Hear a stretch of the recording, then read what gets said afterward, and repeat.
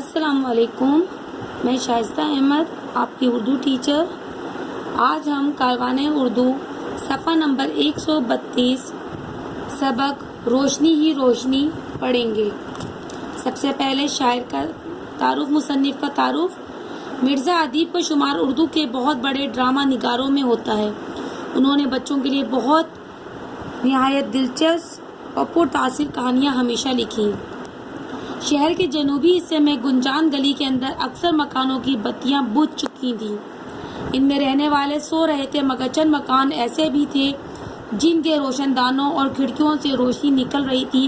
اس روشنی سے معلوم ہوتا ہے کہ ان مکانوں کے باسی ابھی کسی نہ کسی وجہ سے جاگ رہے ہیں۔ انہی میں وہ ایک چھوٹا سا مکان بھی تھا جو گلی کی ایک رو کے آخر میں واقع تھا اور جس میں دروازے سے لٹکی ہوئی ایک پرانی لالٹین جل رہی تھی۔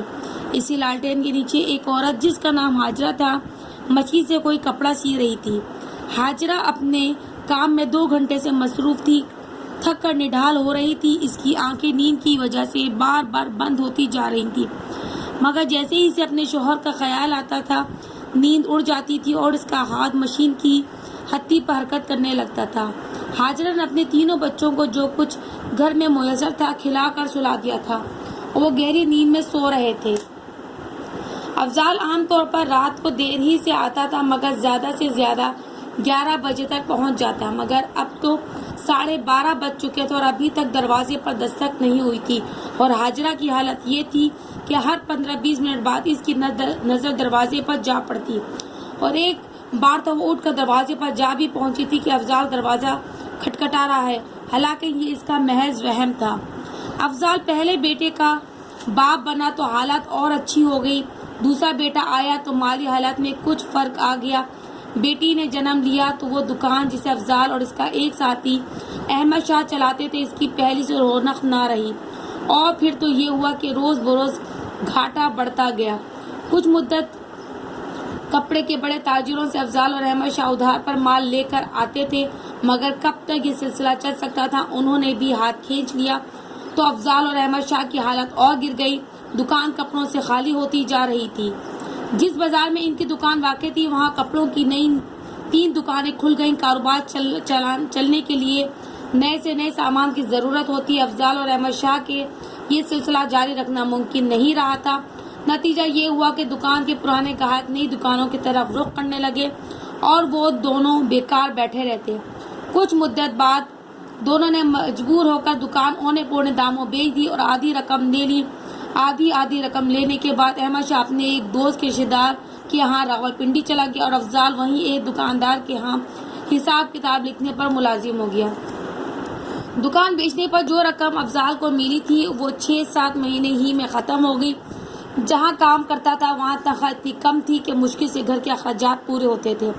افضال نے دوستوں کے ساتھ چائے پینے کے لیے ہوٹلوں میں بیٹھنا چھوڑ دیا تھا۔ امیر دوستوں کے یہاں شادی بیاہ میں شامل ہونے کا خیال بھی ذہن سے نکال دیا۔ حاجرہ اپنے شوہر، اپنے اور بچوں کے کپڑے بھی خود سینے لگی، بلکہ محلے کے بعض امیر عورتوں کے لباس بھی سینے کے لیے گھر لے آتی تھی۔ افضال نے تو کبھی قسمت کا گلہ نہیں کیا، مگر حاجرہ اکثر غیر مطمئن دکھائی دیتی تھی۔ 1 بجے دروازے پر دستک کے بعد افضال کی آواز آئی، حاجرہ دروازہ کھولو۔ حاجرہ نے جلدی سے اٹھ کر دروازہ کھول دیا۔ ہائے اللہ، آج کیا ہوا اتنی دیر؟ بس دیر ہو گئی، بچے سو گئے ہیں؟ 10 بجے تک تمہارا انتظار کرتے رہے، کھانا دوں؟ نہیں۔ افضال نے اسے بیٹھنے کے لیے کہا، خود بھی اپنی چارپائی پر بیٹھ گیا۔ سیٹھ اصغر نے بلایا تھا۔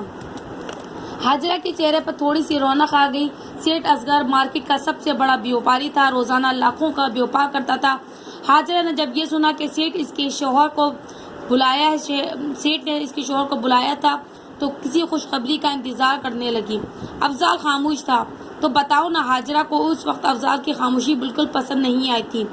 تمہیں خبر ہے سیٹھ صاحب ہر سال کافی بڑی رقم کسی ضرورت مند کو دیتے ہیں؟ ہاں جانتی ہوں۔ حاجرہ خوشخبری سننے کے لیے بےتاب تھی۔ افضال کہنے لگا، سیٹھ صاحب بولے کہ میں ساری زندگی گھر سے باہر نہیں نکلا، اب چاہتا ہوں کہ کچھ مہینے امریکہ میں اپنے بچوں کے ساتھ گزاروں، اپنی بیوی اور چھوٹے بچوں کے ساتھ جی بھر کر یورپ کی سیر کروں، 1 سال بعد واپس آؤں گا۔ حاجرہ کے چہرے کا رنگ بتا رہا تھا کہ اس کی بے قراری بڑھتی چلی جا رہی تھی، تاہم وہ خاموش رہی۔ افضال نے بات جاری رکھی، सेठ साहब मुझे खूब जानते हैं, इससे कई बार मिल चुका हूँ। बोले कि मैं जानता हूँ कि तुम इमदाद के मुस्तहिक हो। इस लिफाफे में रकम है, ले लो। हाजरा की बातें खिल गई, इसके सारे चेहरे पर ताजगी आ गई। कहाँ है लिफाफा? हाजरा ये फिक्रा कहते हुए इस थैले को देखने लगी जो इसका शौहर बाहर जाते हुए अपने हाथ में रखता था। बात तो सुनो, अफजाल ने जरा गुस्से से कहा। हाजरा ने बुरा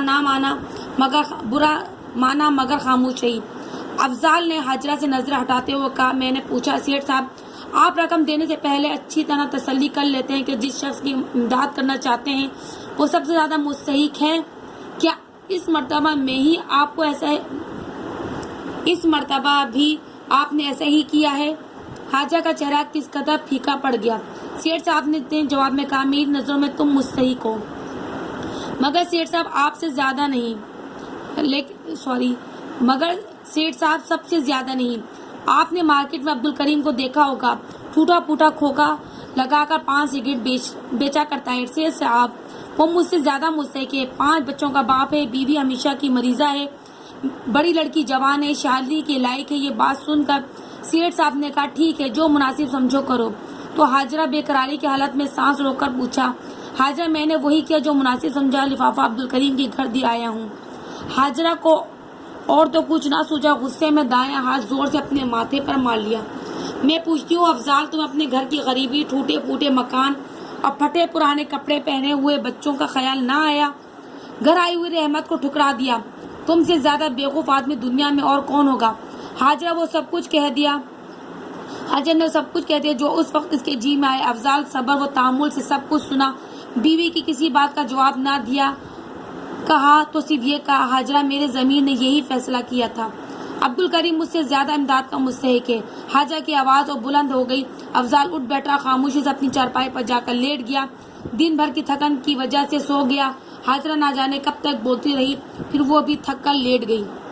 तीसरे रोज अफजाल, हाजरा और तीनों बच्चे सीढ़ियों पर बैठे नाश्ते करने की तैयारी कर रहे थे। चिंगरी में कुलचे रखे थे और हाजरा प्यालियों में चाय निकाल रही थी कि दरवाजे पर दस्तक हुई। अफजाल ने अपने बड़े लड़के को कहा, अकबर देखो जा कर कौन है। अकबर उठा, दरवाजे के बाहर निकला, मगर जल्दी से वापस आ गया और कुछ घबराया हुआ लग रहा था। अब्बा जी, सेठ। क्या कहा? सेठ जी, अकबर ने दरवाजे पर ही खड़े होकर कहा।